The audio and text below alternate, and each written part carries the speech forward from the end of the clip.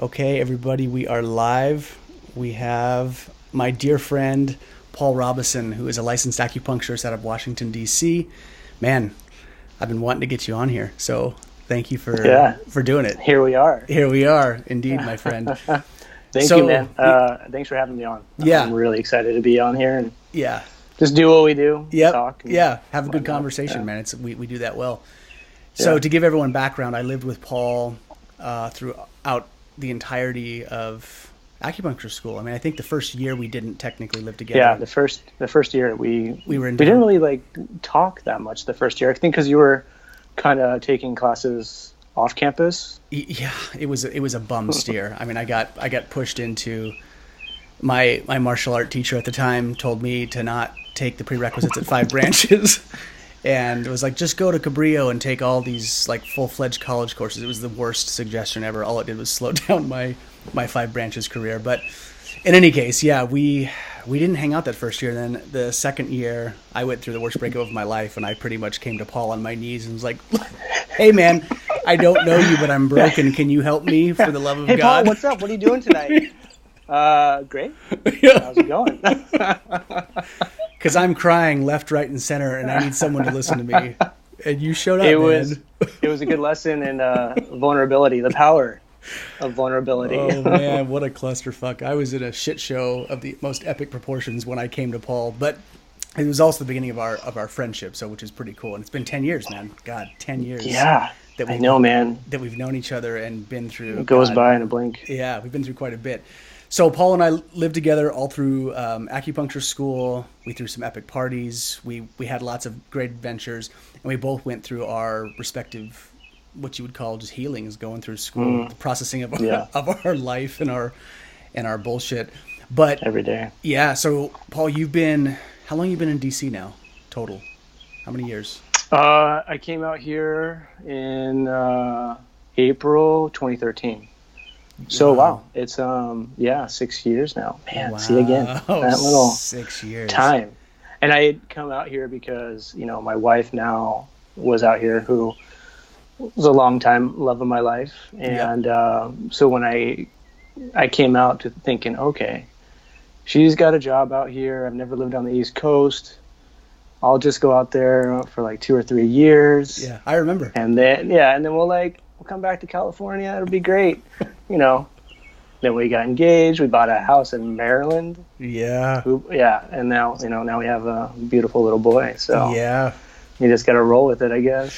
You do, and yeah, I mean that saying, right? If you want to hear God laugh, tell him your plans, which I think which is always true. It's like, oh, right, yeah, right. Your plans are awesome, but there are other things afoot. So tell me, give the audience, kind of a background. I mean, we're fellow Chinese medicine people. We're both in the same field. But I always like to ask when I have Chinese medicine or acupuncturists on the show, how they got into it, why they got into it, and how you came to be where you are now. Because that question, I don't know if you remember, but when they asked us that our first semester, which was, I believe, fall of 2008, everyone had such eclectic different answers as to why they were coming to Chinese medicine, myself included. I was the only one. I was the Kramer who fell ass backwards in there. I didn't mean to go to Chinese medicine school. I just kind of went. But yeah, talk about that, man. Tell the backstory. I still remember your answer from that class too, which we can talk about later. But well, you get it. I'm sure you get this when you're treating people or making new contacts. People are like, so how did you come across Chinese medicine? And, there's the abridged version. I just met you. I want to give you the 3-minute rundown. The elevator speech. The elevator speech. Yeah. And then there's the long story. And, that's what we're here to talk about. Yep. So, I mean, bottom line, it was acupuncture and Chinese medicine was a lifeline. It was a desperate time in my life. And acupuncture came and saved me. I mean, truly saved me on the many dimensions of who we are as human beings. It saved me in many of those ways, and it brought me to study the medicine. Now, getting to that point, is a very long story. It started when I was 14. Grew up in Southern California, great place to grow up. I have a beautiful family. My parents love me. You've met both my parents. Yep, Rick and Kim. Rick and Kim. Hardworking people. They'll let anybody in their home. They'll take care of anybody who asks. My mom is brilliant.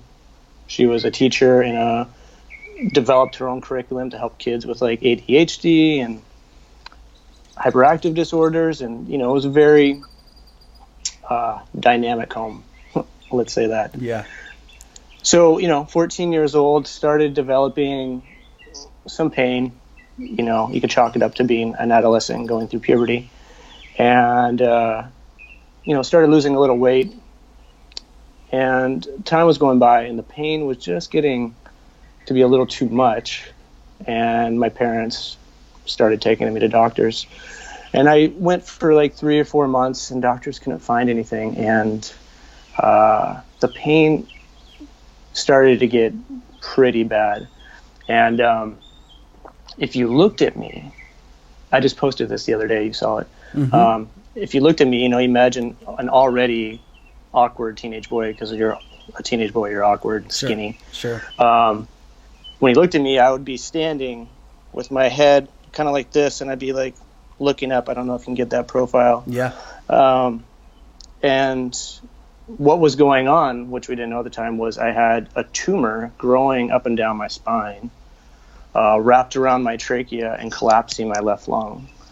And when I stood and my vertebrae compressed, I was compressing that tumor against all my nerves.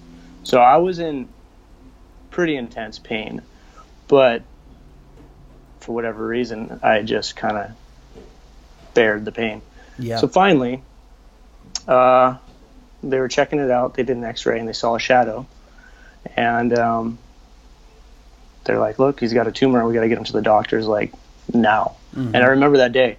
They did the x-ray. We went home. My mom got a call. We went back to the doctor. And we didn't even go back home. We just went straight to Children's Hospital of Orange County. Mm-hmm. And I was admitted that night. So at that point, I was like 20 pounds underweight. I couldn't lay down. I couldn't do anything. I was just not sleeping. My mom would be up with me at night trying to like just do whatever she could.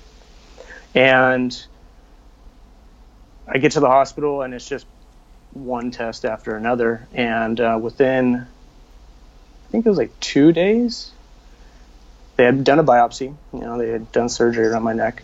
And they brought me into a room, like conference room, and there's like 5 doctors across the table. My mom was on my right, my dad was on my left, and they're like, well, we did a biopsy, and Paul has Hodgkin's disease. It's a type of lymphoma cancer. And I was 14. So what what kind of life experience do you have at 14? Yeah. You haven't thought about like death.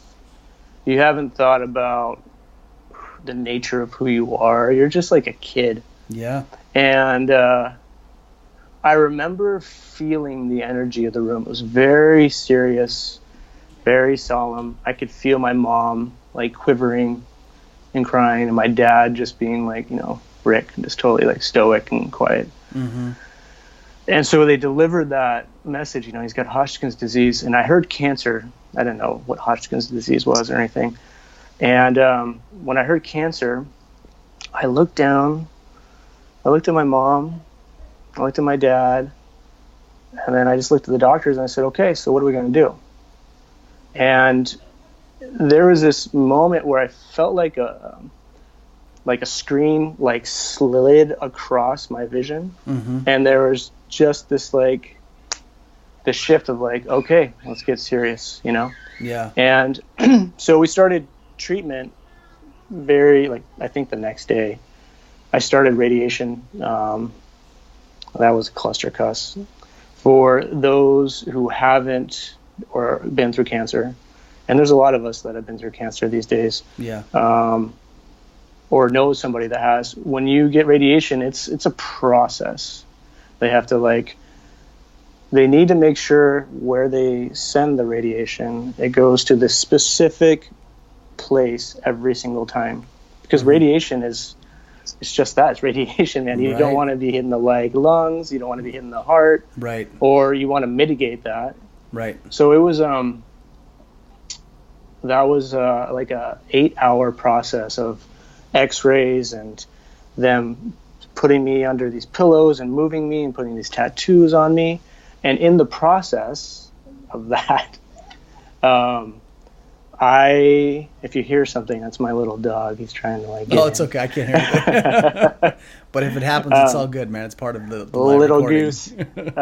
In that process, they had me in a position where I was on my stomach and my neck was being compressed. And they kept me like that for 3 hours. And then finally they were done, and they're like, "Oh, okay, so go ahead and get up."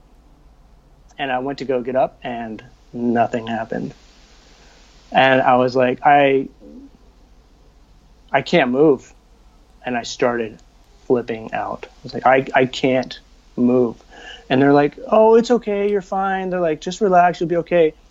5-10 minutes went by. I mean, I could not move from my neck down. It was like pure paralysis, because they had me like that, my neck compressed on a tumor for so long, that it's like like your hand falling asleep. Oh my God. So I remember coming out, and the reason I tell this story is because what I learned that day was that the nurse you have is your angel. Because I came out of that room and my nurse, I thought she was gonna just beat the crap out of somebody. She couldn't believe what happened to me, and she brought me back. She moved me around, she got me on my back, she started massaging me, she started moving me, and started waking up my body, and she just went to town on those doctors. Yeah. And Chalk, Children's Hospital in Orange County at the time was such an amazing hospital, and those doctors were great. But the nurses were incredible. Yeah. And that was, the beginning of the process. But I will say this: after the first radiation treatment, all my pain was gone. No pain. Wow. It was like you're in pain for 4 months intensely, and then it's gone like that. It's a miracle. Was that a function of is it literally that simple, that the radiation just started to kill and off the tumor, and therefore it was shrinking? Is that how fast it happened? It's like it was instant. It however the science is, the tumor retracted and took that pressure off my nerves and out my back, and it was just like, oh my God. Wow. So that was in the first 4 days, and then I had 5 treatments of radiation after that, just emergency radiation, because they said another couple hours my lung would have collapsed, no problem. It was right there on the cusp. Wow. And then I had my first round of chemo in those first 2 weeks. So I was in the hospital for 2 weeks, and before I'd never been in the hospital. I'd broken my leg, so I'm ER and stuff, but never the hospital. And your just whole life changes. And being a kid, and this is true for anyone, when one is diagnosed with any disease, I'm sure it's not just cancer, but a terminally ill disease or whatnot, it becomes all about you, right? Yeah. Because it's happening to you. Everyone's looking at you, and there's sympathetic eyes, there's compassionate eyes. You feel discomfort of the people around you. You feel the fear of the people around you. So it becomes, for me, it became very insular. It was, I had to go deep inside myself without knowing it, 23 years later, after lots of work of understanding the trauma of the treatment of cancer, I realized, I went deep inside for survival, Yeah. People ask, oh, how are you doing? You look pretty bad. There's tubes coming out of you. You're skinny, and you're oh, I'm great. I'm totally fine. Don't worry. I'm good. Yeah. It looks a lot worse than it is. And I've come to learn that like that's Yeah. a lot of cancer patients. It's the same thing, because you have you can't believe anything else, because if you're not saying you're fine, then the alternative option is that like, right. This is really bad. It's almost like directive willpower as a means to keep yourself and your spirit on track, I would think. Well said. Yeah. Yes. Yeah. Yeah, absolutely. You would have to kind of go that way. Yeah. So they set the plan. The plan was 8 months of chemo, followed by like another 45 rounds of radiation treatments. Yeah. And just to go through it. So at the time I was 14, and it was in October, and I went to school for a little bit, but my saving grace was like my mom. She was that teacher. She had developed a curriculum, so she was able to keep my academics going while I was at home. Mm-hmm. She was able to develop a curriculum for me while I was going through the treatment and whatnot. And, I just did that. It's, there's parts of chemo that weren't so bad. You hear about prednisone these days. Like, I mean, as a practitioner now, I am stunned by how much just doctors prescribe prednisone to people. I've seen patients get prescribed prednisone for a cold. Yeah. I'm like, you're giving people a steroid to get through a cold. Like, maybe that's excessive. So a big part of my treatment was prednisone, one of the rounds of chemo. So that was great. You put on 20 pounds, you get all this energy. Right. Like, wow, this is fantastic. You lose your hair. Like, yeah, right. That happens. And then the alternate day, every other treatment was like the stuff you see in the movies, just right. horrible. And it's just, you lose 20 pounds in a month.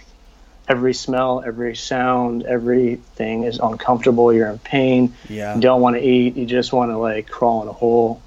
And it lasts for like 30 days. And just when you're like coming out of it, you start the other round of chemo. It's just like right. boom, boom, boom. And,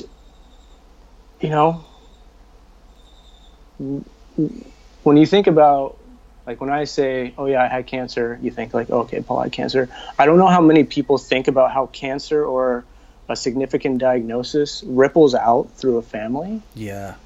So there's like, and I don't know, I see it as being intersections, but I don't know if I'm using the concept of intersectionality correctly. But it's my family at the time, we were poor. My parents were working poor. They worked hard. We had a roof over our head. We had, clothes on our backs. We had a lot of love. We were fed. But it was always like just getting by. I mean, there would be weeks where the church would bring groceries and leave them on the doorstep.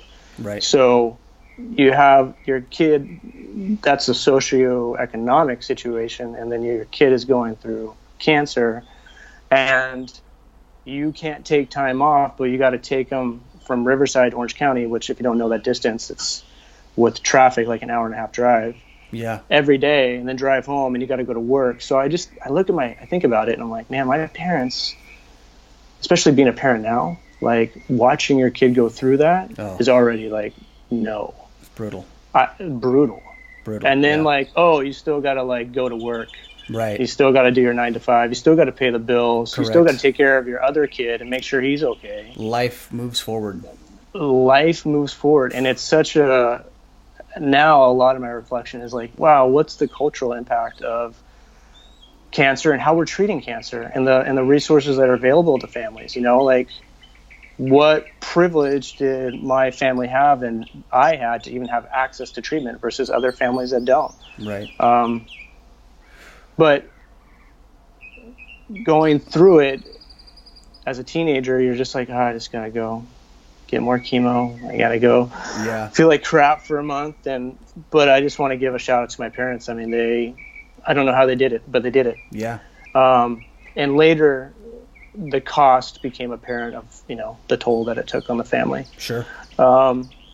Can I backpedal one quick thing, and only because I want you to keep going, because I think this story, your story, I've always said has moved me, and I think it's so worth hearing. I mean, when you get this kind of thing happening to you at this young of an age, I think that there is tremendous merit and life lessons that just matriculate into you as a result of you having gone through it. So I don't want you to stop unraveling the story, but I do want to circle back to how this brought you into Chinese medicine, because that was the, when I was saying like the original piece to this was, how did you said, acupuncture and this stuff was a lifeline for you. So during this process, just to interject and like tie that first question back in, how the hell in this shit show of, cancer and just your life being turned upside down at 14, where did Chinese medicine fit into that? How did that even come into play? Was the seed planted there, or did you like decide later? No, the seed, no concept of holistic medicine or Eastern medicine at that time. Okay. At that time, Western medicine and doctors saved my life. Yep. The seeds were planted deep inside of me to find Chinese medicine 20 years later, or not even 20 years. So it'd be about 13, 14 years later when I started studying the medicine. Yeah, because we were pretty much, we're the same age. So you started 27, yeah? That was right? 27, yeah. So same. That was 14, 15, so like 13, 14 years later. Yeah. And I didn't know it. I was American. This is what you do. Right. You get this treatment. So yeah, I am, I have my eyesight on that question, and I'm taking the very long. No, it's good. I'm like, you got me biting at the bit. I'm like, yeah, dude, keep going. I just want to hear, because I know you well. Temper the heart fire, Gray. And we've talked about this for sure, man. And I'm always like, I could listen to this story a long time because there's just so much. Yeah, there's so much here to learn from. So, yeah, keep going. So yeah, but the seed was definitely planted then. Went through the treatment. Actually was able to get out with one chemo treatment less because my body responded really well. Had radiation and everything, but finished up maybe like 11 months after I was diagnosed. And I went back to school. I even actually went back playing soccer with a catheter still in my chest because I was just chomping at the bit to be like normal. Okay, like this is over. Let's just get on with life. Let's do it. So then I was starting high school at the time and, went on mostly to have a normal life. You do become a bit of a hypochondriac after you go through something like that. And there's just a lot of fear, You get a pain. Oh, is that cancer? You lose some weight. Oh, do I have a tumor? And it turned out about a year and a half later, I did have another tumor come up. I was out summertime mowing the lawn, and I literally just fell to the ground. My dad came and picked me up, got 105 fever, and I had another tumor come over my lung, my left lung, and that's when they had to do surgery. They had to go through my back and do a biopsy, and that was another one of my surgeries. And the tumor ended up being benign, but it took some treatment, and got back on the saddle, got back to life. And did well in school. I played soccer. I was really good at what I did well in all my academics, graduated salutatorian. And, at the time, I was just being me. And they did a human interest story on me, actually, in Riverside. And do you remember the Rosie O'Donnell show? Oh, yeah. I was gonna ask the question, but I was like, yeah, tell me, because I know you. I knew you were gonna ask the question, so I was yes, I do. I remember that show. We got to talk about it. Bless that woman. She her show caught wind of my story, and they had me on the show. And it was a human interest story, just kind of this is a kid. He went through cancer. He made it, and she gave me an opportunity to go to school and have my undergrad covered by the Kellogg's Corporation. So thank you, Kellogg's. Yeah. And, that was a game changer because, if I didn't do that, I wouldn't have met my wife. That's where we met in college. Right. With my parents, finances and everything, I probably would have gone to a JC and, had a good life, probably stayed in Riverside, would have had a great life, but it changed the game. It put me on a different trajectory. And went to college, and the the last thing you want to be is a guy that's like, oh, he's a cancer guy, you know?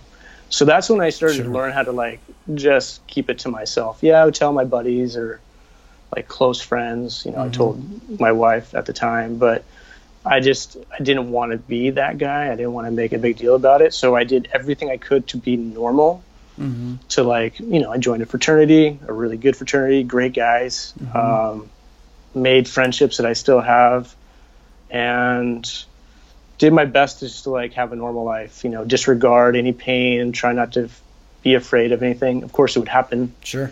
You know, from the time after I finished treatment to the time I was 27, I probably had 15 plus CT scans because, you know, doctors always want to check and they know like they can check that way. So, I mean, the amount of radiation my body has had is, I don't even know. I don't even know how to calculate it, but enough to cover a few lifetimes. Yeah. So went through school, graduated with a poli-sci degree, and then went out to go make money, you know, go out to get a job and whatnot. And at the time I've been given like all these opportunities, you know, and I was blessed with scholarships and whatnot. And my brother, Corey, who was like the most solid guy you will ever meet.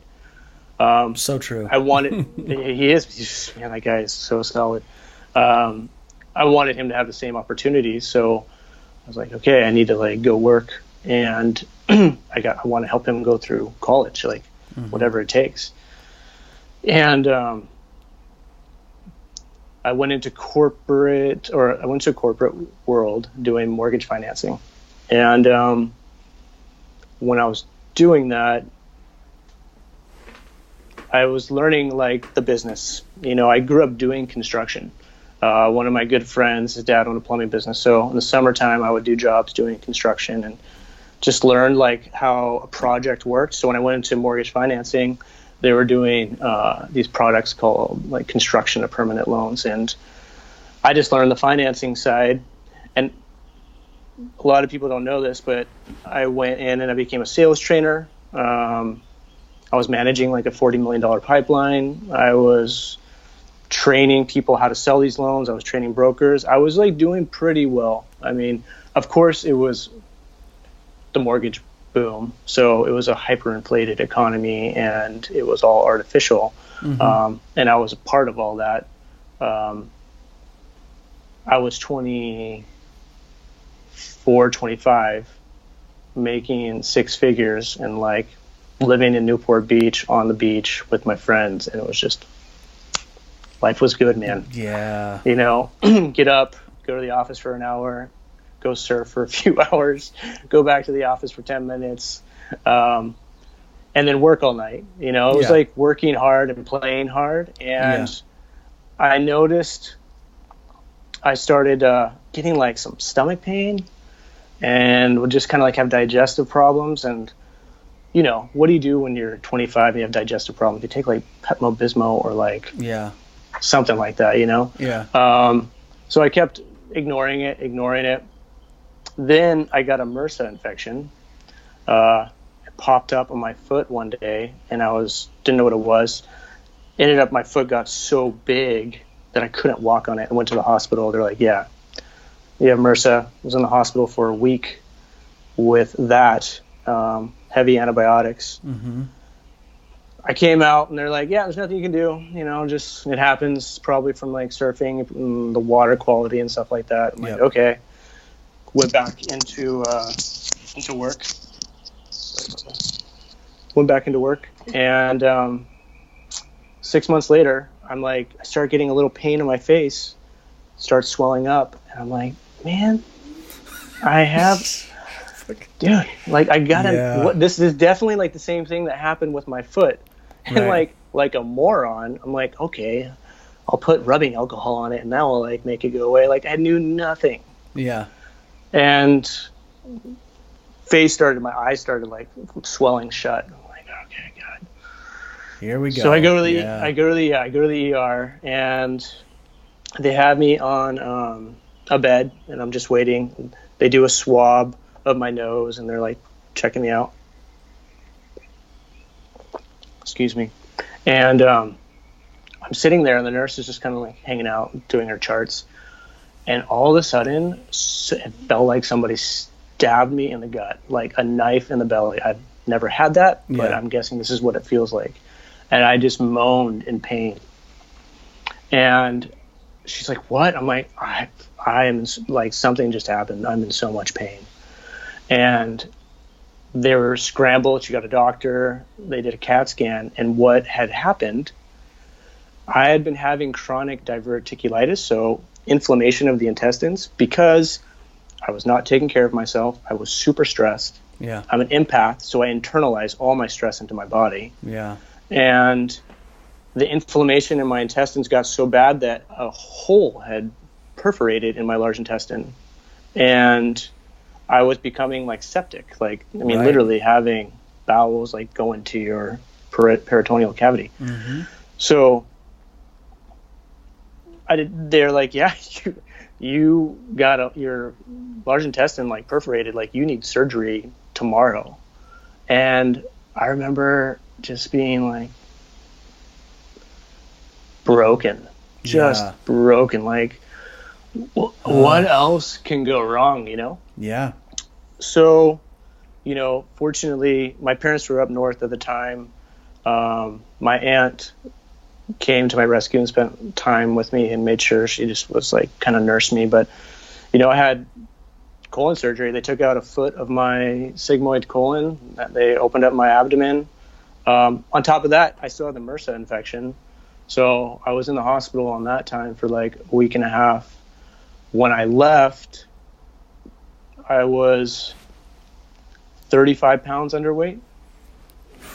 You know, I mean, not from like the time I was diagnosed, but I had been losing weight. But by the time I was out, a week or two out, I was about 35 pounds underweight. Damn. I kept having infections. You know, like every week I would just be in so much pain, and they're like, would do another CAT scan. I was getting a CAT scan like every other week, every third week. Heavy duty antibiotics, Flagyl, Augmentin, Bactrim, which now are standard because, you know, they're losing their potency in the public. And nothing was getting better, like nothing. I mean, I was incapacitated on the antibiotics. I wasn't working, hadn't worked in like 6 weeks. Thank God I had good insurance. And I was desperate. I really had the thought, like, if I don't figure this out, I don't have like 5 or 10 years to live. Like, this is going the wrong way real fast. I do not know what to do. It was a bad time. Yeah. I got healthy enough to go back to work, and at our office, they had a woman that did massage like Tuesdays and Thursdays. Uh-huh. And so I went in to go get a massage, and this woman that saw me, she's like, "You need to go get acupuncture." So she gave me a card, and I was like so desperate. I was like, okay, I'll get acupuncture. Like, nothing else is working. None of the doctors know what the hell's going on, and I'm just getting more sick. So I went to this woman. I won't mention her name because I don't have her permission, but wonderful woman. And I had my first acupuncture treatment. I'm telling you, man, after that first treatment, it was the best I felt in like 5 months. I walked out of there just thinking, oh my God, like I feel like normal. I feel good, you know, and it blew my mind. So I started going back every week. I was like, I'm going back. I just kept, sometimes I would go twice a week. I would just keep going back because I felt better. And she, you know, over the course of like 4 months, I put all my weight back on, and she healed me. I mean, she straight up healed me with acupuncture. And what do you do when you get well again? You forget about what just happened, and you go back to like, okay, I'm good. Let's go. Especially in your especially your 20s, you're like, I feel amazing. Let's go fuck it up. Let's go. Yeah, totally, man. Like, let's do it. I'm gonna go. Everything's fixed. I went in one day for a treatment, and it was like in the middle of the day, of the work day, and I go in for a treatment, and you know, I knew the drill at the time. And she has me on the table, and she's about to put the needle in my leg, and she's like going in, and my BlackBerry rings. I'm like, hold on, I gotta take this call. And I like take the call because it was like a mortgage broker. Yeah. And I like talk for 10 minutes. I'm like, okay, like, you know, we can do the treatment now. And she's just like, man, like, you need to quit your job. It's killing you. And pretty bold of her to say. Yeah, it's ballsy. Yeah, like, who are you to tell me? Right. But I didn't take it that way. I was just like, you are right. You are so right. 2 weeks later, I quit. And I thought, well, I'll just go back into construction. I'll get into general contracting. Right. It's an easier life. Do that for a few months. And then I was still getting acupuncture, and I just was like, my spirit was stirring. And it just clicked. I was like, oh, I need to learn how to take care of myself. I like working with my hands. I love to learn. Yeah. I want to help people. It's like a part of just who I am. Yeah. I'm like, I want to go study acupuncture. And then once I did that, you know, like when your heart makes a decision, Yeah. not the mind, the heart, Yeah. boom, everything just lined up. Oh yeah. I was dating a woman at the time who lived up north, which was right near the school that we went to where I wanted to go, and she wanted to move back. So I had a place to stay. You know, I applied, you know, our school, 5 branches, is like one of the best herbal programs in the country. Mm-hmm. Not to mention it was in Santa Cruz, and I wanted to be in Santa Cruz. Yeah, I was like, oh my God. What's like not to love about Santa Cruz? Yeah, right. Yeah. So I was like, oh man, we're doing it. So that's when I went to Chinese medicine school. So seed was planted when I was young, and I forgot about it. It wasn't until I went through like my second significant health crisis that I was finally like getting the message, you know, like this is what you're doing is not working. You need to make some changes. And, you know, not everyone needs to like be intense and go to school and study a medicine to get well, which is a part of what I'm trying to do now is just like make this knowledge accessible, which is tough, right? Because we're studying Chinese medicine. Correct. And we're practicing in the US. Yep. And you have to change everything about how you think about life and think about health to really understand the sweet elegance and simplicity of this medicine. Mm-hmm. So had that been more accessible, that knowledge, without having to go to school, maybe I would have gone that route. But at the time, I couldn't find it, and I was like, I need to study. Yeah. And, you know, that's where I got to meet you. Yep. And it's funny because when I first met you, it was in the student lounge. I remember. At 5 branches. I remember. And you like looked at me and you're like, hi, I'm Gray. Throw out your hand. I'm like, hey, what's up, man? Paul. Yeah. And we just started talking. And I think you asked, if I remember correctly, you just started talking about martial arts. Yeah. I don't know why either. You were like, and you were really excited about it. You're like, yeah, so do you do any martial arts? And I was like, no, man. Like, I am not the guy that does martial arts. Like, I never thought about it. Yeah. I never went to a karate class. Like, I don't even know what martial arts is. Like, I'm picturing these kids in, like, white suits and, like, black belts. Oh, and for I'm sure. like, no. Yeah. And you're like, oh, okay. Like, and shared more. I think the next time you saw me, you gave me 2 books by Bruce Francis. Yep. On Bagua and internal mechanics. Yeah. And I remember taking it home that night and going, what is this stuff? Yeah. Totally. What is this like magic? Is this like how are they doing these moves? Like what are they even talking about with like Jing and Shen and like circulating the chi? Like just but it, you know, went well with our education. For sure. And I know I like will always give you thanks for like bringing me to martial arts because while going to school and, you know, going to school, that was hard. Not to mention our apprenticeship on top of school, which I know. I'm looking back on it. I'm like, That was total fucking insanity to do. To do both of those things at the same time. To give context to people that are listening, Paul and I were in this graduate program, which is very exhausting and draining because how many hours is it? 3,200 hours over the course of 3,200 hours. 3,200 hours over the course of 4 years. Typically turns into 5 for most people, like myself. I was out in 5. And the program in and of itself is just exhausting because you're having to memorize herbs. There's, all these different branches of Chinese medicine, acupuncture points. I mean, it's just, you've got to learn anatomy, physiology. It's a lot of information.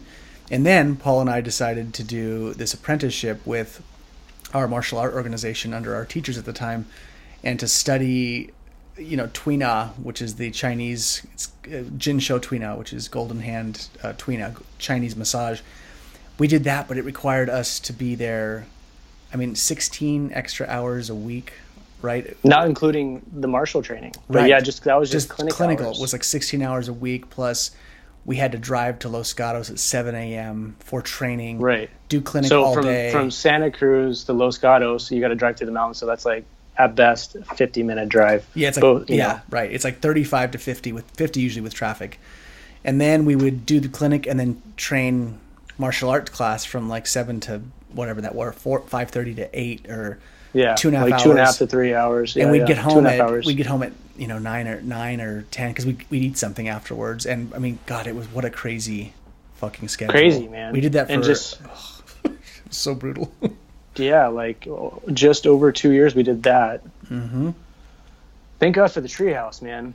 That sanctuary, that place was amazing. That home was so good. And then that's when we started I'm like, all these tangents, but that's when we started touching you started getting into feng shui. Yeah, you're like, I'm like looking into feng shui, and Kai and I were like, cool, because it was just such an exploratory time. Right. You're like, you're just like dabbling in it, and it made sense too because of your art background. Yep.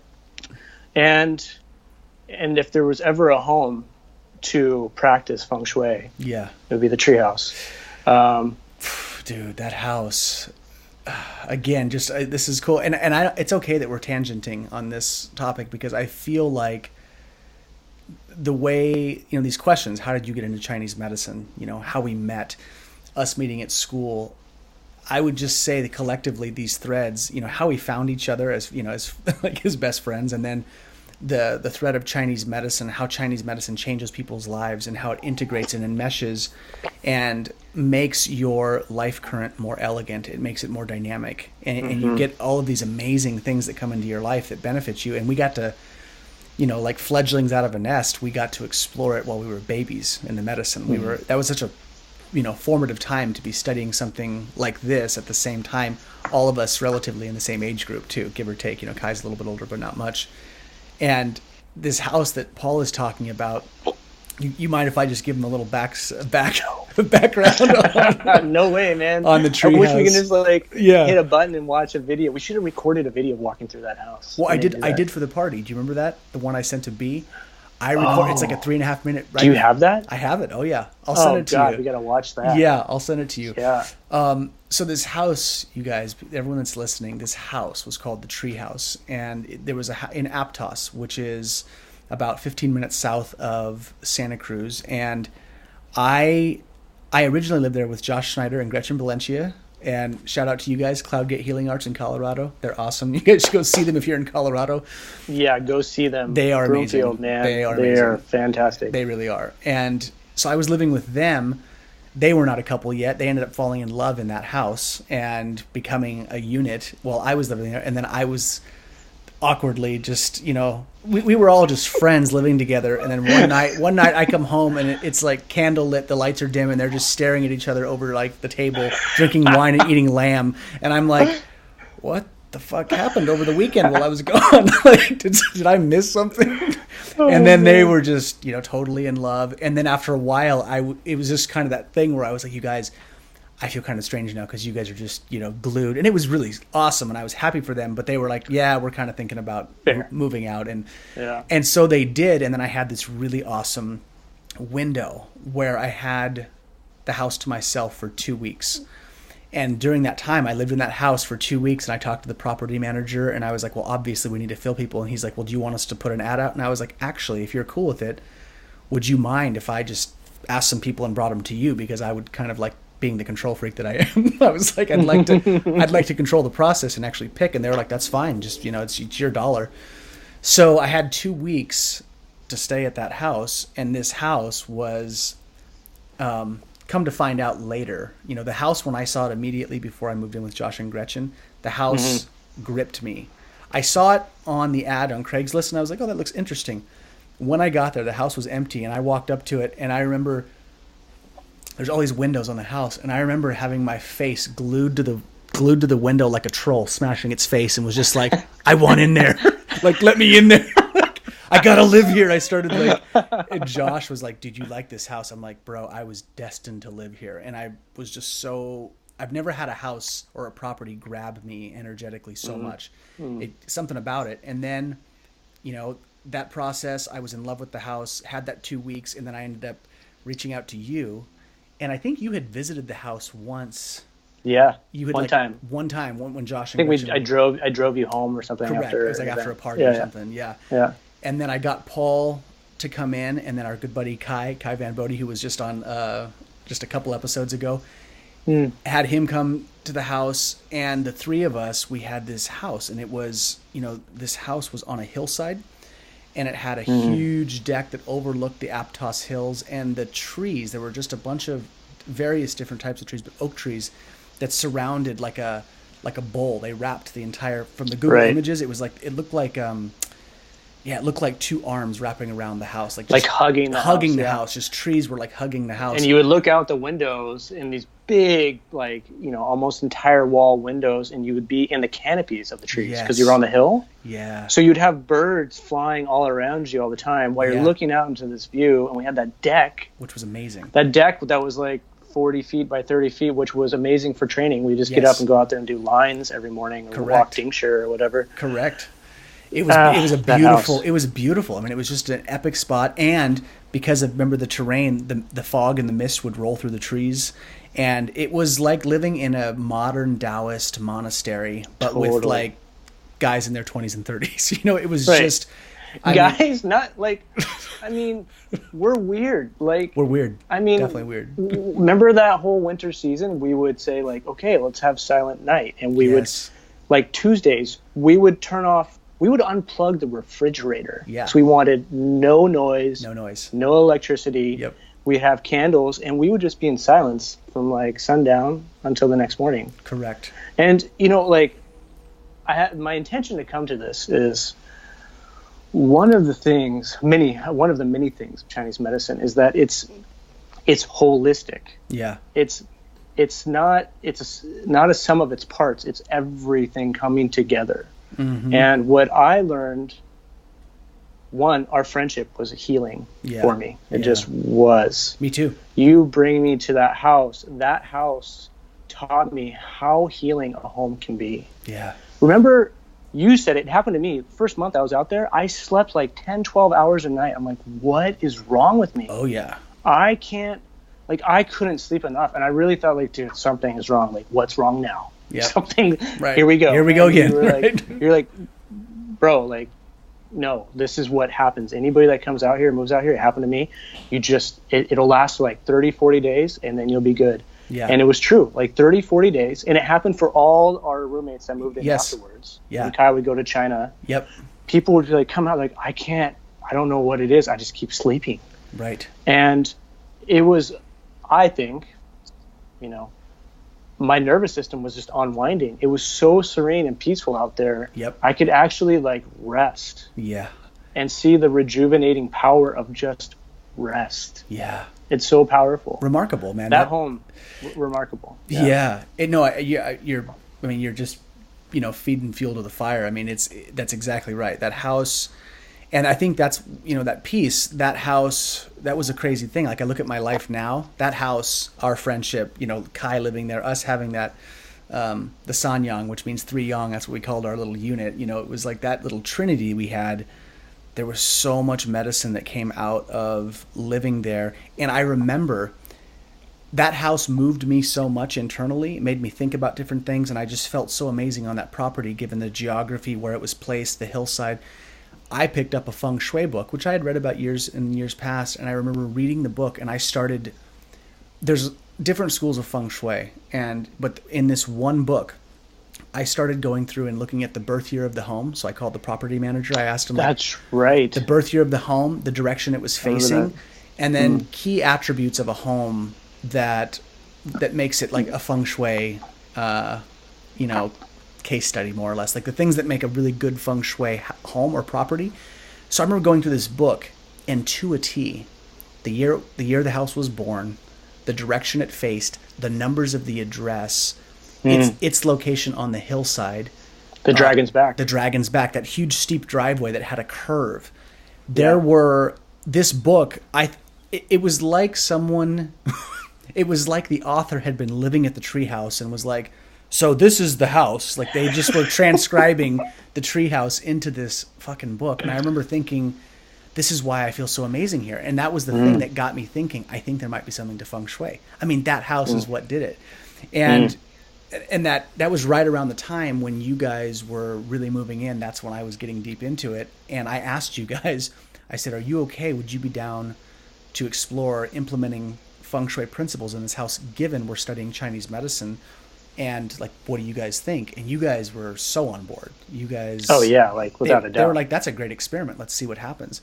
And we started implementing feng shui stuff. We would read the book. We would tweak some things, put certain colors in certain directions, and then we would invariably see sizable shift in how we were feeling, how we were operating in school, the parties, the social energy that just flocked to that house after we started doing that stuff. That blew my mind. We all became very real proponents of understanding that the external environment and how it shapes your psychology and what it does for your spirit is real.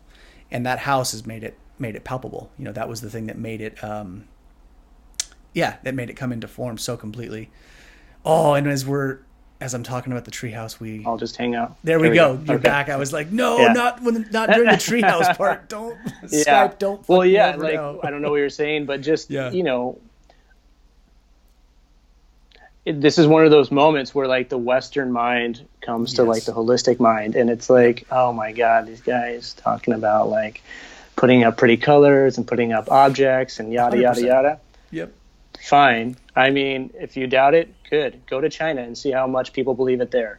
Yeah, right. Second, there is something to say about living with intentionality and developing and understanding your psychology related to color, to shape, to image, to direction, and the environment you create for yourself and how your mind moves through that environment. That's actually one thing you brought up one night when we had an insight. You're like, it's how the mind moves through the space. Correct. Yeah. And, so that's like, you can get into, I think, to the science of it. And also weird stuff would happen. Like your painting of the jazz trio. Oh my God. In the corner of the room, of like the main living room. So give that context, Pookie. Like, tell that story that, we had that painting in that corner, and then the whole manifestation piece. Yeah, you take that part, because that's a hell of a story. The one of the attributes of the home that I love and I hope to have in a home in the future is that every level of the house you could walk out to the ground floor. So if you were in the kitchen, you could walk into the backyard, and the kitchen had one step down to the living room, which is this giant room with giant windows. The bedrooms, you'd take a few steps out and a few steps up, and there's where the bedrooms were, and you can walk out from there. The living room was the centerpiece, right? Yep. We had the corner, which I can't remember the direction off the top of my head. It was north. It was north. Was it north? It was the water corner. Yeah. Okay, water. Yeah. What were the attributes of water at the time? It was, so that corner was it's life's journey, career, business success, but it's basically like it's the current of your life, basically. It's how life moved. But that's like the attributes of the north. And originally, before that picture, I had a painting that my dad did because it was sentimental, which was the 3 dead fish on a rock, which was very beautiful. Right. very beautiful, super beautiful. But and it's it representative of like water in the north, and we're like, yeah, it works. Yeah. But you changed it, and you have like, it's one of my favorite paintings that you have. It's the jazz quartet. It's a guy on the organ, a guy on the drum set, and then a guy playing a guitar. Correct? Standing bass, I think. Yeah, standing actually, bass. It's right over there. Let me see. Yeah, standing bass. Yep. Standing bass. So we put it on the wall, and we're like, oh, that's great. It's beautiful. Let's see. And then I'm pretty sure you set your amethyst tower underneath it as well. Yep. So we did that. Maybe a month later, or over the course of a month, we decided to have our first party at the house. Yeah, it was like the first one. It was the first one with like 3 of us living there. That was our first big one. Yeah. Right. Yep. And we were like, okay, like, let's do it. Let's have a party.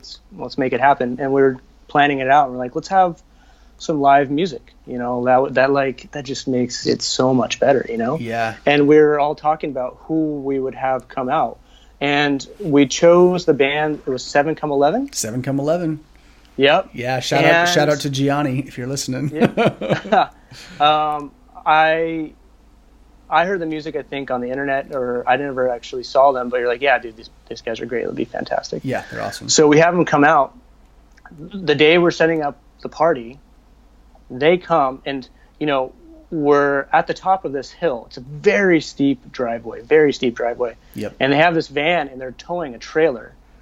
I'm like, what? And they're like trying to get to the top of the driveway, but it's so steep, and the van's having a hard time, and they're just adamant about getting it up. They're like, why are these guys getting it up? What's the big deal? Like, it's parked down there. Well, they had a giant, like, electric organ in the trailer in the back. Yep. So they eventually got it up. We're helping them move it in, and we set them up, and wouldn't you know it, right below the painting of the jazz trio, we have the life replica of the drummer, the bass, and the organ. Yeah. And those guys rocked it that night. And I'm like, that's weird, man. That's weird. Like, that's weird. We didn't try for that, but that just happened. So call it what you will. I mean, that blew my mind. It blew mine too, because we sat there, and I think it actually didn't dawn on us until the party was actually going, because we dressed in all white. All three, the 3 hosts, Kai, myself, and Paul, we all dressed in these white. It was great, like these white pimped out suits, basically. And we were, you know, just so we could be identified as the host more or less, and it was fun. And about, I don't know, it was about an hour and a half into the night, I stopped you or you stopped me, and we looked over, and they were playing in the corner under the picture. So it was what we had put into that northern corner had quite literally manifested in 3D reality. It was 3 guys, 3-part band playing those instruments. And we sat there, and I said, Paul, like, look at the picture. We did that thing, and it manifested. And we just started laughing, and because that's one of the tenets of feng shui. You put things in your environment that will augment your reality, more or less. Mm-hmm. Ways to prime your psychology. But what an amazing time, man, to explore that stuff and to be in that house together during that time. And like you said, it was healing. Think about how much stuff we processed in our lives as a result of, one, knowing each other, implementing feng shui, learning Chinese medicine, all at the same time. And these things, it was just this unraveling of all this amazing, juicy stuff. And life became a lot more interesting. I mean, that was a really fun, what a fun time, man, to go through that. Yeah. It was so much fun. It's fun to go down like memory lane, but I mean, it's an important point. It really is. Because, you know, I get patients, and in DC, the culture of DC and the East Coast, I've learned is very different than the West Coast. Yeah. And I've come to really appreciate it. When I first got out here, I was just like, wow, people have very strong opinions here. Everyone just needs to relax. Yeah. Everyone needs to chill out. After some time, I realized, oh, wait, everyone has opinions out here because you need to have an opinion. And California, West Coast, it's like learning to get along and make peace and be like enjoying each other's company. But sometimes when you go into that place of opinion, everyone kind of backs down. Yeah. So my point is, it's a very different culture. But I get patients that work way too hard. Mm-hmm. All their life is around work. When they're not working, they're like doing something else. They're like going to bars. Or they're just going out with social events. It doesn't have to be bars. It's just kind of like non-stop. And the stress level they're under, it's not reasonable, right? And you got to talk about like the difference between mental stress and physiological stress. So physiological stress, if you have a cold, if you have a runny nose and a cough, your body's under physiological stress. That's stress. Yep. Compared to the psychological stress that we can carry, it's unreal. Humans can carry so much stress. But when they come to me and they're not sleeping, they're anxious, their digestion's way off, they're in pain, and I'm telling them, you need to rest. For years, I'm learning how to say that in a way that people can understand it. Right. But for years, people are like, okay, right, like rest is going to help me. Like they just would blow it off. And I would just be like, no, you don't know. Well, rest is really important, but to rest, you need a healthy environment. You need to go home and feel like your home is a sanctuary. Yeah. You need to go home and feel like rejuvenated by being at home. Like you walk in the door and go, oh, like so good to be home. Right. Not, I got to go home and work, or I got to go home and clean up this mess, or, so to have your life in order and these key points, home being one of them, so you can every night go home and rest. That is something you do every day that really, really plays a huge role in your wellness. It just does. It does, man. And just to kind of, further reinforce your point, the irony in that people, when they say like, yeah, right, rest, like what's that going to do for me? It's because they're not doing anything. They're like, well, how could that do shit for me if I'm not doing anything? If I'm just sitting still, nothing is getting done. Right. So therefore, how could it be good for me? And I mean, and this is at the crux of one of the many things, the psychosis in the West, where it's just we've got to be constantly running in circles, in our mind and in our activities, and just on the hamster wheel. And if we're not doing that, we feel like that we're not worthy, or we're not. I don't even know. I mean, it's just not enough. It's not. I think it's right? like a matter of like, it's just not enough. If I want to be healthy, I need to do something to be healthy. I need to be taking a supplement. I need to be doing a workout. I need to be doing a cleanse. I need to do. And it's like, stop. First, just stop and de-escalate. Relax. Slow down and gather yourself. That is, you got to build a foundation in stillness. Mm-hmm. So, the simplicity of the medicine, yin-yang theory, the tenets of opposition, intertransformation, interdependence, and mutual consumption. Looking at your life through the facet of mutual consumption. If you're doing all the time, time out 1 second, just because it's like the people listening, just to give them that basic context. So the things that Paul just listed off are basically, when we learn this in school, the yin-yang theory, those 5 things, those are basically the 5 attributes of yin and yang, these oppositional forces that we have in life, hard and soft, male, female, birth and death. Out of all of those polarities, there's 5 permutations that Paul just mentioned. Would you say them again? Interdependence, intertransformation, opposition, mutual consumption. 5 of those 4. There is one more. Am I missing the 5th one? There is a 5th one. There are 5. Doesn't really matter, but there is a 5th one, yeah. Oh, it matters. Yeah, it's in there. But yeah. Well, so with mutual consumption, if you're doing all the time, that opportunity to rest is diminished. So it's so simple. So it's like if I need rest to match my ability to do, then I just have to stop doing. In order to get back to rest, I just have to not do something.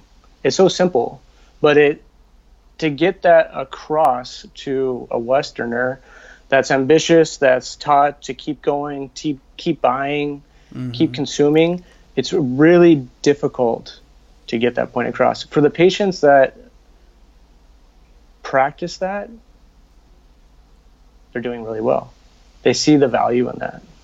Yeah. They see that, like, just that simple step is like the foundation to making big changes. Mm-hmm. So this is a good segue, man, because I wanted to ask you this, and I think it's a good question to ask, and I would love to hear your take on this.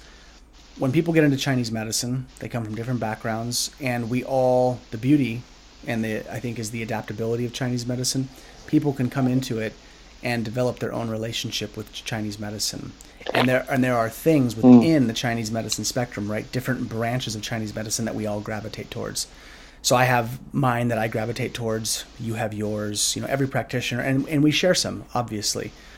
But in your experience, as you've gone through Chinese medicine, and now that you're working in Washington, D.C. and working with people consistently, and you're seeing all these stress patterns come up, what's your baseline approach to guiding people to wellness? That's one. And then what's your strategy? What do you tell them? And then what do you feel like out of, the branches of Chinese medicine, what are the ones that you're leaning on the most? Which have had the most weight for you? And how do you relay it to your patients, I guess? Yeah. So many patients come into my office the same way I came into my acupuncturist initially. Uh-huh. They've heard about acupuncture. They're desperate for change. And a lot are in pain. Mm-hmm. So in a lot of ways, the first step is I need to prove myself. I need to give them a treatment that's going to help them feel better, so they have a buy-in. Because talking about the medicine is important, but when it comes down to it, it's still on the fringe. It's getting better in our country. Yeah.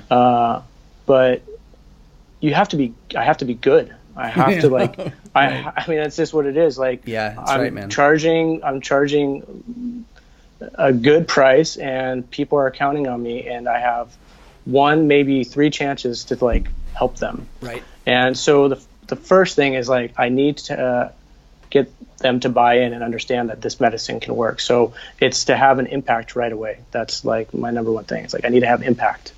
And it starts with pain. When I do that, that opens up the conversation to what else can I be doing? What else should I do to take care of myself? And what I've noticed is, it's back to that doing. People want a lot. They're tell me what to do. Yeah. What herbs should I be taking? What food should I be eating? What exercise should I do? And I used to give them all the answers. And my approach now is to move very slow. And I want them to learn the fundamentals. So the first thing I tell people to do is start developing a healthy relationship with water. It's so simple. I need you to start drinking water regularly. Mm-hmm. I want you to be hydrated properly for 100 days, so you can see what impact that has on your body. Once you understand that, we can start really playing with some things. Then we'll work on food. We'll work on exercise. And everything has to be tailored to the person. If I get a 60-year-old person that's been beating their bodies up and just wreaking havoc on it, I'm not going to tell them to do a lot of hard impact exercise. I'm going to go straight to Tai Chi. It's you just need to open up the joints, open up the tissues, have a meditative movement, and do something every day. Right. And start relaxing and decompressing your nervous system. Versus somebody that's young, that really doesn't even know how to move when you do an assessment. I need to strengthen their body. I need to do exercises, some of the kung fu exercises we do, fu hu gong. Yeah. So it's not the program that I like to do is helping people develop a sensitivity to their body. And to do that takes time. With the help of acupuncture and guidance, you can do it faster. But first rule, you got to slow down and start resting and doing less. Second rule, you got to develop a healthy relationship to what you're putting into your body. Food, water, not to mention content, digital content. Sure. The people you hang out with. Yep. Third rule, meditation. That's we have all these tenets. We have acupuncture, we have tuina, we have dietetics, we have qigong, tai chi, we have feng shui, we have meditation, we have cosmology. Yep. So meditation is the foundation to everything, and what is honestly, out of everything I've done, is what helps me the most, because my stress from my medical traumas and everything I've gone through, and that still play out, like, because of what I had with the chemo and radiation, my heart, my lungs, everything was impacted, and I have to constantly monitor that. Yeah. So I have, my health is always there. It's always kind of a stress. I'm also a father. I'm a husband. I'm a business owner, acupuncture practice. Right. I have my stress. You have your stress. People in DC that are pursuing these careers have their own stress, and it doesn't matter what the content of the stress is, but it's just stress. Yeah. The first thing to do to really understand what that stress is understand your relationship to it. The best way to do that is to sit, breathe, and learn to just be comfortable in your quietude, which is meditation. Mm-hmm. It gives you a place to look at yourself and look at your place in life. It gives you a perspective to understand what mechanisms and what parts of yourself are stressing out to the factors externally, your own experience. So taking them, helping them, guiding them to do these things one at a time, it seems very slow at first. I come up against that with patients. They're just they're impatient. They're like, no, I want to be on these herbs. I want to do all this. Like, I want it now. I'm like, and more do. I'm thinking like, okay, this is going to take like 1 to 2 years, like really to get you to where you're in a really solid harmony. And for the patients that have worked with me for 2 to 4 years, man, they're doing great. Like, it's so good to see, because, as a practitioner, you're always wondering, like, am I helping? Like, yeah. Am I doing this right? Like, right. I just treated somebody for back pain, but they never came back. And then you see them 6 months later, they're like, oh yeah, you totally fixed it in that one treatment. You're like, great, 6 months. I thought I just totally like messed you up and I didn't like have any impact. But so you're always wondering as a practitioner, like, am I helping people? Is my medicine good? Is it working? Right. And the patients that have come to me 4 times a month, 2 times a month, and have taken my guidance little by little, they are all doing really well. And it's like, okay. So what I've learned is just I slow people down. Yeah. And I teach them one thing at a time. And it's the fundamentals, man. It's just, it's what every practitioner is probably doing in a different way. But the way I find this more effective is to like slow down and really get into understanding of what they are. Like, what is meditation? Yeah, you can start on an app. You can do like 10 minutes a week, but really you need to do like a minute a day. You need to just be with it. You need to do the practice. Right. I can talk to you about Tai Chi and all the cool stuff about Tai Chi and like the energy that you're cultivating, but really you just need to do it. You just need to do it consistently for a long time to see the power of it. Right.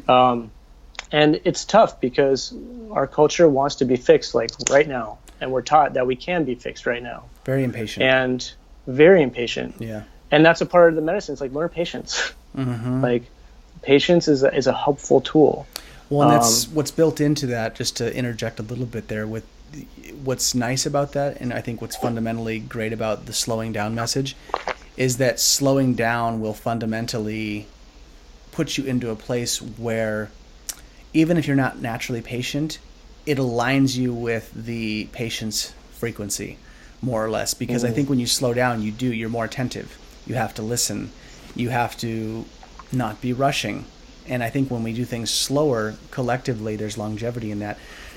Lillian Bridges, my face reading teacher, who she talks about this all the time. She says, if you want to talk about longevity, she's like the most watery places, the water element places like Costa Rica, Hawaii, New Zealand, where the island life, island time, right? Where breakfast takes 90 minutes. and people, oh, I'll be there at 10. They show up at 10:50, or 11, and if you're pissed, they're like, why are you upset with me? Time doesn't really exist. There's that thing, right? I mean, I think if we've all been to an island or gone onto island time. When I went to Thailand the first time and breakfast took an hour and a half, I was losing my shit. I'm like, where are my fucking eggs? Like I ordered, what's taking so long? But I realized the culture was just, we order and you leisurely just, sort of just saunter through your day. And Lillian's always talking about, she's like, that pace. She's like, while you might not make the biggest like mark and impact, she's like, you will live a long and healthy life going slower, which is why there's so much burnout in the West. There's so many diseases of stress. And so anyway, I just wanted to add that piece in, that the slowing down piece that you're mentioning has tremendous merit. Just slow down. Well, yeah. And it's what has helped me and what continues to help me is having a supreme sensitivity to my body. So, before. Yep. Oh, froze just for a second. You still there, Paul?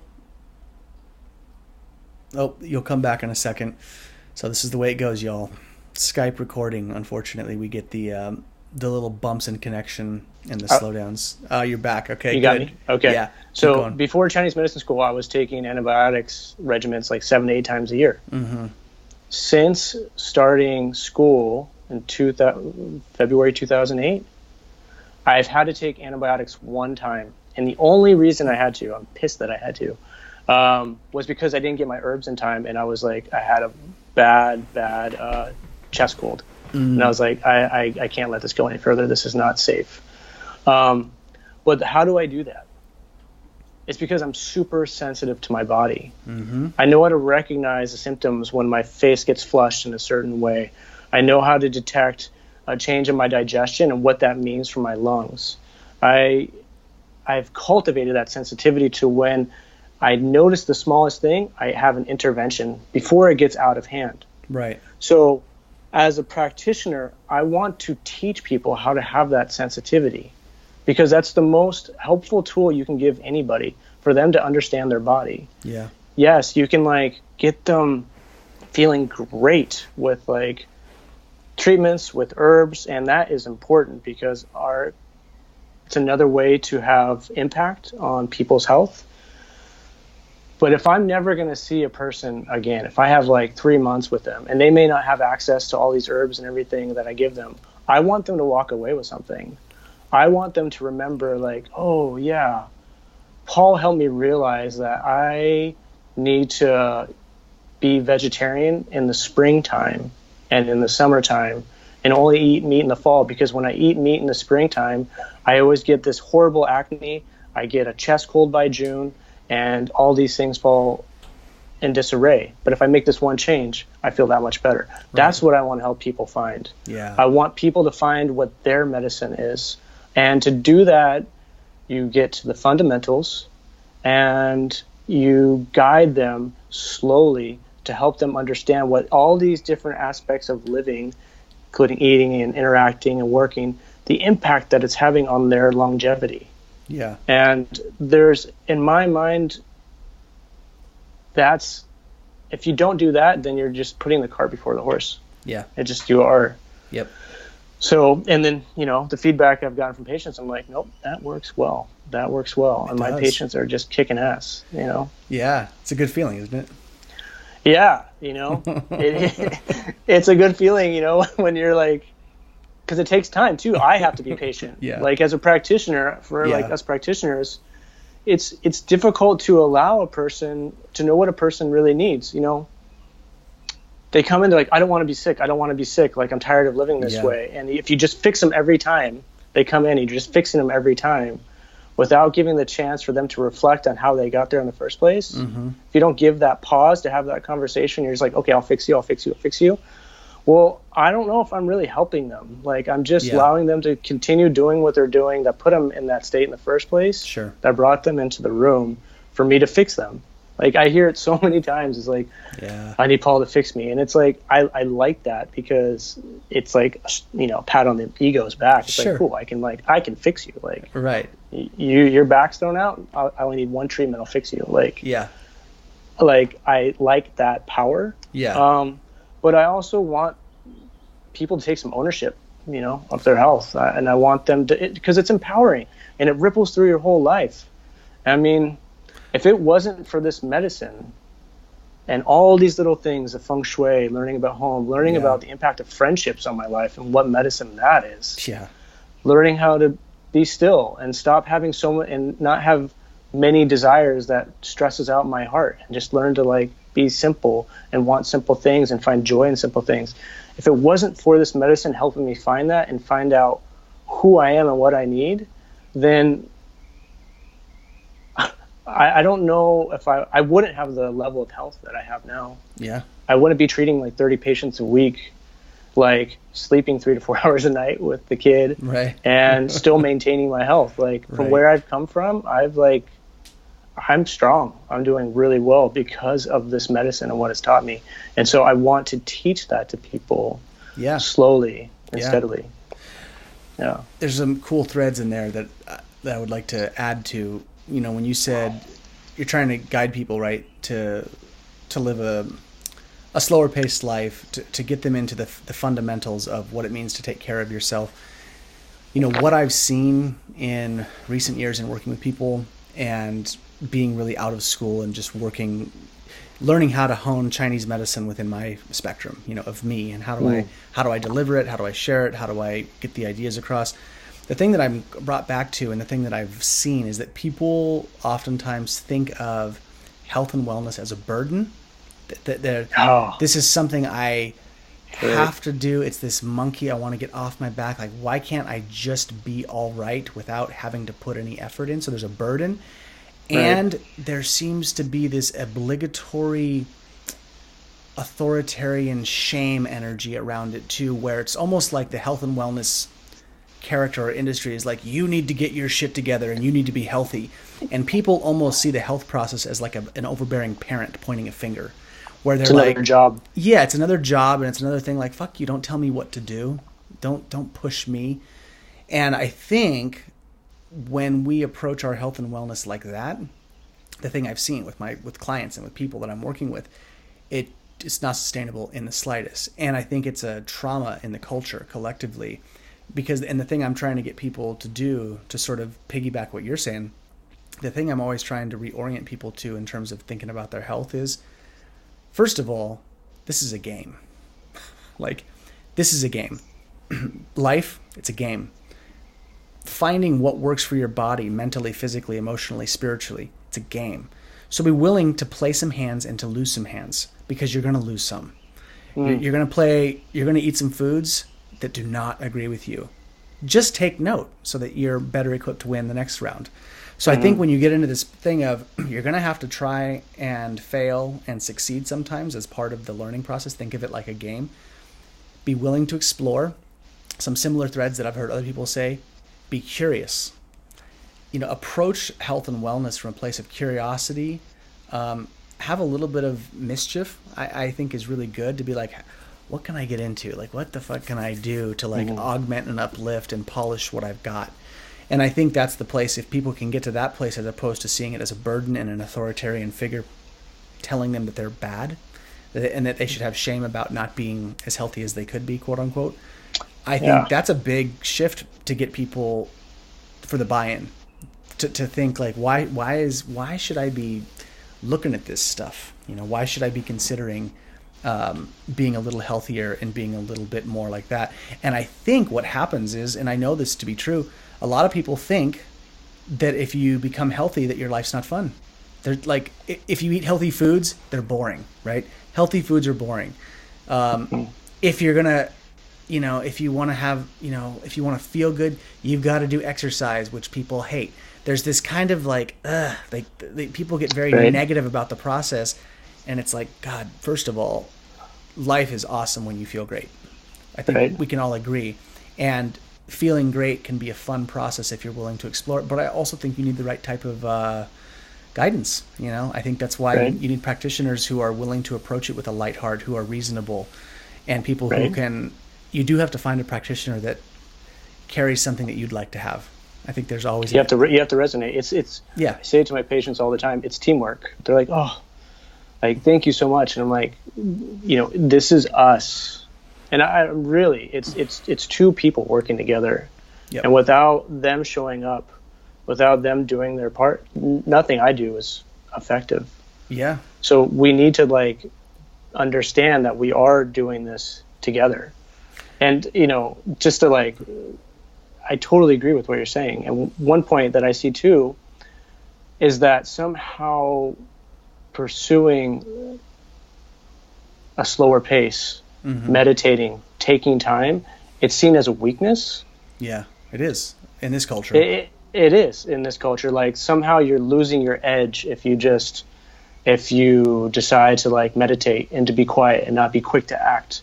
But I think of if you were in a martial setting and you're surrounded by three people, the last thing you want to do or be is having your mind everywhere. You want your mind quiet, and you want to be present to every little sound and every little movement, so you can protect yourself. And that to quiet yourself and to pursue these arts of slowing down and cultivation and cultivating wellness, it's nothing but cultivating strength and power. It really is.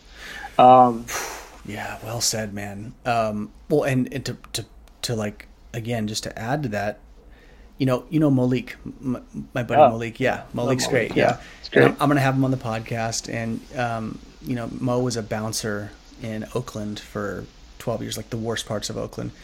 And I've known a few bouncers in my life. One being Vince Black, Mo, Kawasi, which that ended sour, unfortunately, because I liked Kawasi, man. But maybe that chapter will repair down the road. But Mo always said this to me when he was talking about bouncing. You just mentioned that martial art piece, and he said, the best bouncers, right? These people that are technically aggressive, they're the ones that will wreck shop and throw people out of a bar and get into physical confrontations. He said the best bouncers are the ones that have the coolest edge, that are the most calm, that move less in their physical presence, that are very deliberate in their word and action. He said that slowness was the thing that stabilized the environments. And he'll probably talk about this when he comes onto the podcast. But that struck me with a lot of different things. Vince used to say the same thing. He was 95% of bouncing is mindset, eye contact, and body language. Right. You would say a fight is won just by eye contact. Eye contact. That's a big one. Mo would say the same thing. Kawasi would say the same thing when they were talking to him. It was you had way more control of the situation if you were calm, cool, collected, and centered. And I feel that's just a metaphor, just like how martial arts mimics life, and training one thing to have it emulate and reflect in another. It's the same thing here, man. Be slow down, be calm, be centered, be rooted. Chinese medicine talks about this, Ayurveda talks about that, and if you can slow down, root, and let some of the noise, right, at least in your self-contained universe, let that noise be turned down, there's tremendous strength in it. But again, that's an uphill battle, I feel for American culture to get, and it seems like most things in Taoism, you sort of, and other spiritual traditions, you have to live it and be it for it to make a mark. You can't really just talk about it and say, this is how you're supposed to do it, and point the finger. Totally. That is so counterproductive, because like you were saying earlier, our culture, we already carry so much shame. We're already ready to beat ourselves up and tell ourselves we're not good enough. Yeah. It's just, I see it so much. I was a victim of that for a long time. Yeah. So to tell somebody you're not doing it right, or you need to do it better, or you need to do more, it just doesn't help. It just doesn't. Answering their question, what do I need to do, and giving them one simple answer to work on for a while. And if they do it, and they do it with an open heart, they'll be ready for the next one thing. And that, I think, if I can communicate that to people, is just take your time. Yeah. Don't be in a hurry. Don't be in a hurry to like fix yourself, because you're already perfect as you are. Instead of trying to fix yourself, just learn about what your body is doing. Learn about this life. Mm-hmm. Study meditation. Ask big questions. Look, what's your philosophy? What's your philosophy of life? Yeah. Are you a Stoic? Are you an Epicurean? Do you believe like that everything you think was based on the structure of your environment? Like, what's your philosophy? What value does your health bring to you? It's important to sit with these questions and give them time to understand them, because that's a foundation to really pursuing wellness. Mm-hmm. It's more than just like taking a class and chanting Om and yeah, like playing the singing bowls. That's a wonderful part. Yeah. And then when you can do that with community, I mean, we did that at the Treehouse. Yes, we did. It's deeper than that, though. Yeah. There's mystery there to uncover, and I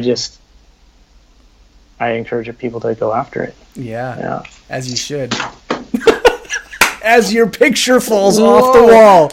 Drop the mic. Wow. So for those of you, unfortunately, who are not watching on YouTube, as Paul said that very deliberately and slowly, his words knocked the fucking picture off the wall. So well done, Paul. Well done in moving reality.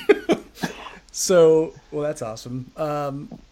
But, you know, man, the thing I want to say this to you, because when Kai was on just recently, he said something, and it's very true. He said this before, and I agree, but he said, you know, we have to acknowledge the good things we see in people, and it's good to tell people to give feedback. And as you're talking and as you're going through all of your stuff, the way you deliver, for everyone listening to the way Paul, so every person embodies, out of the 5 elements, fire, earth, metal, water, and wood, Paul carries a shitload of water energy. The way you were talking about your cadence, your rhythm, man, how you deliver, you have so much water element medicine that comes out of you, the way you teach. And even the message of being slow, right? The water, just, you know, just like moving slowly, letting the water kind of find its way through these crevices. And so I just want to say, man, you're a good reflection of water element energy, which is so critical, I think, for people in general, because we're water organisms. We're 80% water. And just the way I just want to acknowledge that you're good at that, man. Like that's one of, and you're also pointing to people, like you said, the depth, right? Ask yourself these deeper questions, you know, the Epicurean, right? The Stoic. Ask yourself your philosophy about how you're navigating life and how you're moving. And as you're sending that message, that's a huge theme to the water element, right? Depth, quite literally, like the depths of the ocean, being in awe, right? Wonderment. Those things are all a part of the water spectrum. And I just feel like the people, your energy and the way you talk about things and the way you're delivering Chinese medicine is so important right now, because so many people need water. They need, and even your basic message, man, drink water. You just got water. Stop it. It's like, wow. Yeah. I'm wearing blue. I'm against a blue wall. You're against a blue wall. Knocking shit off the wall. Yeah. It's just deep and heavy, you know? So that's good, man. I appreciate that about you. And when we've, you know, our friendship over the last 10 years, I've seen that in you. You've always, you have a depth and a slowness that permeates, you know, your message. And I think that's the thing that I'm seeing, even with, you know, people will have patience for long periods of time, but for you to have consistent patience for 4 years, that requires depth. There has to be some depth. Those can't be superficial roots for that kind of relationship to be on point, and for people to take one simple thing and to apply it and let the seed plant and let it grow. So you're doing a good job. And I love your story. Like I've always said, man, you know, the hero's journey in terms of the things that we go through, you know, we've talked about this, and it's different, right? I've got different hardships. My dad died at 19, but it shaped me tremendously. And being confronted with death, even though it wasn't technically my own, you being confronted with death, it could have been your own. And I just, you know, I think it's such a good story, man. And that's why I think people, because it gives you a lot of, and I mean this truly, it gives you tremendous, in the scheme of life, it gives you tremendous street credit to have been confronted with death so early. And I think, and it's for a lot of people, you're not the only one people who are confronted with death early. And when they are, I think that there's a huge upswing in terms of your evolution and the knowledge and the wisdom that you're going to carry, just because you had to deal with very heavy shit early on. And that's the blessing, It's like the curse is just the fear, the trauma, the things that you're left with. But I mean, God, man, the blessing is that you get to be a beacon. You get to be a light, which is pretty cool. And it does. Thanks, man. Yeah, and I've learned a lot. So it's been amazing just watching you over the years, and to see, man, how man, when I hear that, like, people, the survival rates of people who have gotten chemo, and man, like, you have kicked ass, like, you've gotten that, and I think it's because you've learned so much and you've really dedicated your life to this. Like, you've done so incredibly well. You've made very real food choices, very real herb choices, very real lifestyle things. And you're not perfect, and you're figuring it out, I know, and you have to juggle life and stress like the rest of us. But you've really put your feet to the fire because you've had to, and it's paid off, which is awesome. Thank you very much, man. Yeah. And it's, yes, it's like the pursuit, it's the will to go after these things. And it's these wellness practices, and it's finding people like you, like our friendship, the same way I can go deep and be slow and talk about these deep things, it can go too far, Sure. and your medicine to be light, your medicine of fire. I think that's why we go well together. Yep. To bring in like levity, to bring in joy, to have some fun, to bring in that mischievousness, to bring in that passion. It stirs the water. It creates that vapor, and it adds a degree of je ne sais quoi. Yeah. So well said. And it's you, it's people like Adriana Gonzalez, who just joy. That woman was just joyful, and she taught me how to like lighten up. And she's so fucking weird. Adriana, if you're listening to this, you're so fucking weird, and I love it. She's wonderful. So weird. Great. God what a bless weirdo. her. And the best kind of weirdo, Adriana. Oh my God. Right. But just thinking about like all, part of why if you want to be successful, surround yourself with successful people. Like, I'm surrounded by a community of amazing people, like amazing healers, and they all have their own medicine. And medicine can be like having an open heart and hugging a perfect stranger. That could be a good medicine. Your medicine with food, dude. I mean, pretty much all the food stuff I do is from you. I hate to say it. And I love hearing it. I'm like, I'll make something in the kitchen. Deanna's like, damn, this is good. I'm like, yeah, it's Gray's recipe. Son of a I nailed it. I did it perfect. He would be proud, but it's Gray's recipe. Man. Like that has become a medicine for me. Yeah. So it's not one piece that happens in our culture is we're such a culture of individuals. Our individuality is really important to us. Yep. Which is fine. Like it creates, amazing, talented people. But one thing that's kept me healthy and keeps me healthy is my community and my culture, like the people around me that are willing to like share in my story, to be with me in hard times, when I cry, when I'm like overwhelmed. The people I surround myself with and how they pick me up is one reason why, it's one of the biggest reasons why I'm here. If I didn't have that and I was trying to do it by myself all the time and thinking I could and I was strong enough and pushing and like having that willpower, I would just be that much weaker. So we all need to look to work together and help the people around us sincerely, to whatever capacity. If it's a smile, if it's taking them to a meal, if it's like providing them a treatment, helping one another it's one of the greatest medicines. It really is. I couldn't agree more, man. Being of service, these basic threads, and they're not original ideas. They've been around since the dawn of time, and I think that's kind of the interesting piece about them, is that the profundity is in that it's so simple. Simple. Be of service, help, contribute, share your light, right? If you've got gifts, fucking use them. Good God. Yeah. Like that's, that we need that. Big time, that needs man. to happen. Don't sit on them. Don't be ashamed of them. Like use don't them. hide them. Use them and let them take you where you need to go. I agree, man. And Lillian Bridges has been, I love that woman, and she's been such a breath of fresh air in terms of a heart-centered teacher who just gives so completely and openly with no strings attached, no dogma, no bullshit. Just here it is, and she hopes that you get better than she does. That's, you can tell that's where her heart is.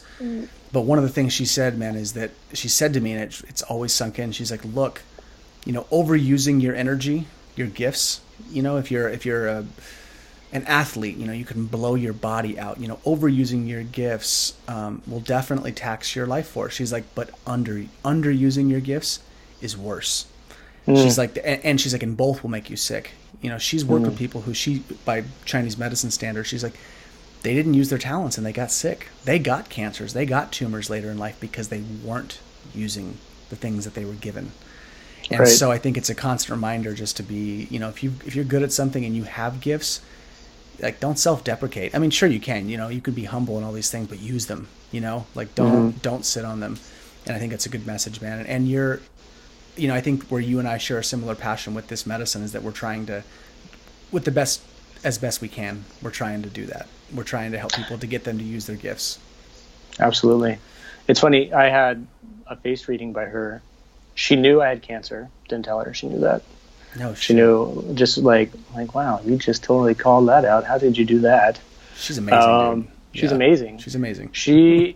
Her advice to me, like the biggest piece of advice, so simple. What is it? Yeah. When did we have that face reading? It was we did the seminar with her. It was like back in 2010? You had yours before. I had mine in 2011 or 12, and I think you had yours before me. I did.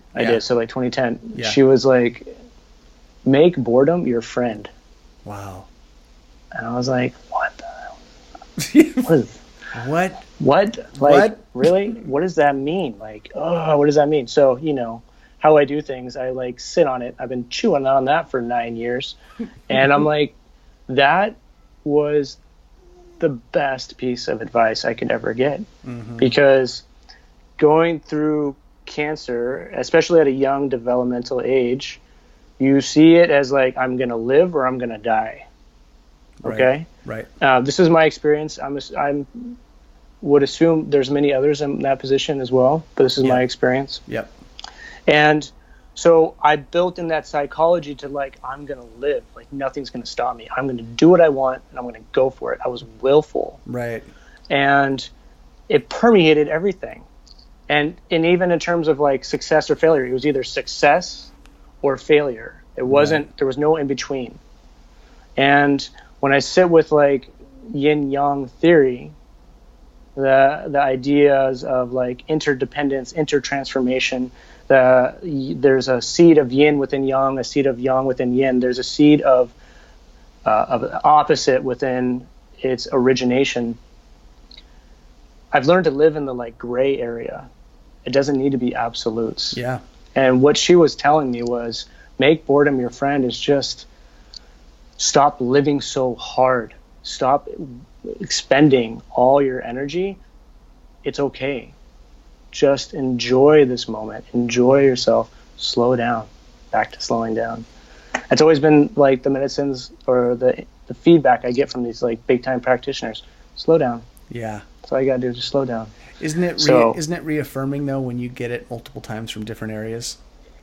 When you get it, there's a synchronicity in that's real, and it locks things in.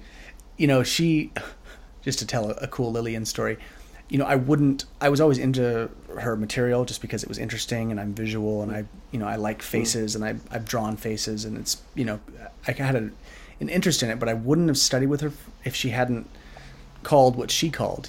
She said to me, well, okay, so she called that you had cancer. She was able to see that through looking at your face. When I walked in, the first thing she said, she said it very like light and offhand. She was like, "Oh, an only child who's very artistic." Like, she knew that. Like, and I was like, "What?" Like, I was like, okay, whatever, that's weird. But and she wasn't like being spiritual Right. or weird. She Right. was No, like, no. oh, Just like you're just you look like an only child who's very artistic. And I was like, that's weird. So that was pretty interesting. And then she said a ton of things, and I know that all these things sunk in, but the thing that stood out, and I remember thinking about that, and I kept mulling it over. She looked at my face, and I was 30 at the time. I'm 37 now. And she said, she was looking at my face, and she was going up and down and looking at everything, and she was looking somewhere in my eyes, and she's like, so at 33, you're going to have a pretty real fork in the road in your life. And the metaphor she used was, she said, more or less, she's like, at 33, you're going to have the opportunity to self-cultivate, live on a mountain, and be with yourself and go down a road of self-cultivation and self-interest. Or get married and have a baby. And wow. She goes, and she says, for your face, she says, trust me, getting married and having a baby is a far better move. And I said, okay, and that's about where, okay. I was like, okay. But when the session was over, I kept thinking about that. And I was like, well, that's weird. Didn't touch the idea for years. Never thought about it. And then at 33, I was living on a mountain in Santa Cruz on a cannabis farm with a mutual friend of ours who was saying, hey man, like, let's just study Kung Fu. And like, if you end up breaking up with your girlfriend, we could just be on the mountain and just train Kung Fu and grow pot and make a lot of money. And I was like, holy shit. And then, it was like that month, my now wife wrote me the letter and was like, I want to get married to you. I've always wanted to get married to you. I want to make a baby with you. And I want to do this now. Like, I've waited for 5 years while you've been in grad school. I was 33 and there was the fork. The metaphor she used was accurate. Wow. Like it was an actual literal metaphor. And she just called it. She called it. What was going to happen? She just called it, being Lillian, like fluttery and fiery and just, sweet and warm. But she called it. And I remember when I got into her program and I went and met with her one-on-one and stayed with her that weekend in Seattle and was talking to her, I told her that story again. I said, Lillian, the only reason I'm here is because you were on point way too much. And I thought that was what kind of got me. And she's self-proclaimed. She's like, I'm not, reading palms and psychic, No, it's not that. It's not that. She just happens to be, I think she is probably a little bit, if she's going to be, that on point. But in any case, or, man, at what point does something become intuition? How many years of cooking before right. you actually not even thinking anymore? She's from a lineage of face readers. Yeah, she's a lineage, and she's a master. Doing her whole life. Yeah, she's a master. Fully. So full blown. Oh man, all those cool stories. So many cool things. Yeah, so many good things, man. Well, Paul, dude, we should probably wrap this up. And yep, should do it. Any parting words? We've covered a lot and had some good stories and definitely some memory lane, but some really good threads in terms of living and how to navigate these crazy times we live in. But yeah, is there anything you want to finish off with? Well, I will ask that if I can be back on the show down the road. Absolutely, man. Cool. I would like to get into more nitty-gritty stuff with Chinese medicine. We touched on things, but there's just so much there to chat about. That'd be fun. Absolutely. Parting words. If you're going to do anything for yourself, learn how to meditate. That's wise words. Just do that. If you just did that, you would do tremendous things for yourself. That's all you got to do. Just learn to meditate. It's that simple. It's a good one, man. It's a very good one. And I ask this of all of my guests, in terms of social media, websites, anything you'd like to, put out so people can follow you or track you or whatever. Is there anything that you'd like to share in terms of that? Yeah, thank you. Instagram, I'm at Flourish Always. Flourish and then ALLWAYS. Websites liveloveflourish.com. Live love flourish. All one word. All one no word. Spaces. Okay. No spaces. And that's it. Yeah. Cool. What am I need to say? I just moved. It's totally me. Moved to Don't self-promote, Paul. Yeah. I'm like, yeah. Just do a good job. Pete, the word will get out. But no, since February, or like almost to the week my son was born, I moved to a new location to be treating, and I'm at Eaton, DC, Eaton Hotel. It's a amazing hotel in DC. It is amazing. It's beautiful. I mean, you've been there. Yeah. I didn't say anything, and I just had you walk in, and you were like, "Oh my god!" Yeah. The feng shui there is just incredible.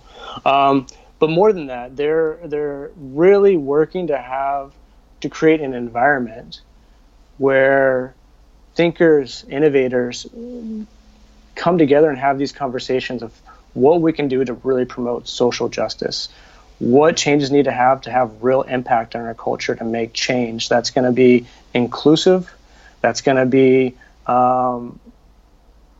legitimate. Like, it's going to get away from the current media and all the lack of virtue and all the lack of merit, and really get to the nitty gritty of like, how are we going to like solve these problems together?